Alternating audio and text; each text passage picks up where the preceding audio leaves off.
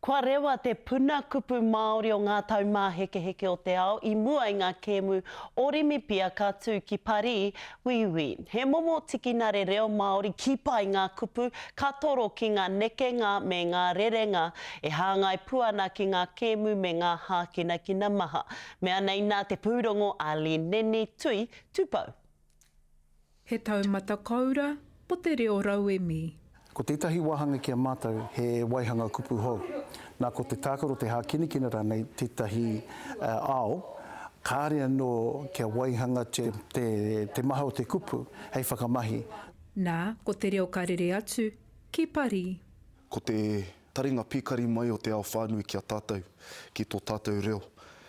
Te tapu o tō tātou reo, te hi o tō tātou reo. He puka puka reo rua mō ngā taumā heke heke o te ao.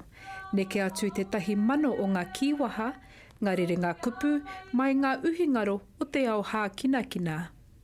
Kia whakakoro ai tō tātou nei kapa.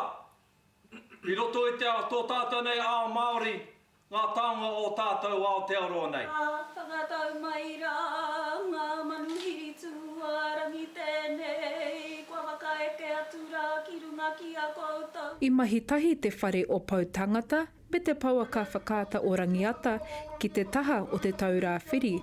Kia whakarewainga te rārangi taka kupu te reo Māori ki Parī, 2024. As an athlete, what a difference that would have made for me and having this as part of our team. Not being able to speak the reo at that time, but also there wasn't an environment that allowed me to feel like that was somewhere where reo was accepted. Ko whakauru hoki ngā kupu Māori hou ki tēnei pukapuka, mo te kaiaka, ara te athletics, te hākina toru mo te triathlon, me te tere waka po te sailing, me te huhua hoki o ngā whakamauritanga ki hākinakina kē. O te painga tuatahi, kei ngā kai whakapāho, ngā kai pānui, etahi kupu, etahi kianga, hei whakamahi ngā māratau.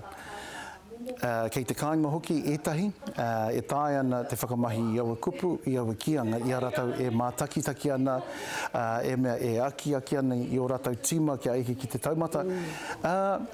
Me ngā kura, me ngā tāngata e tākaro ana a kei a ratau e rā rauimi anō hoki. E ngana ana ngā kai tākoro kia u ki te reo. Whiua ki te ao, whiua ki te rangi, whiua ki ngā iwi katoa. Lineni Tui Tupou, te karere.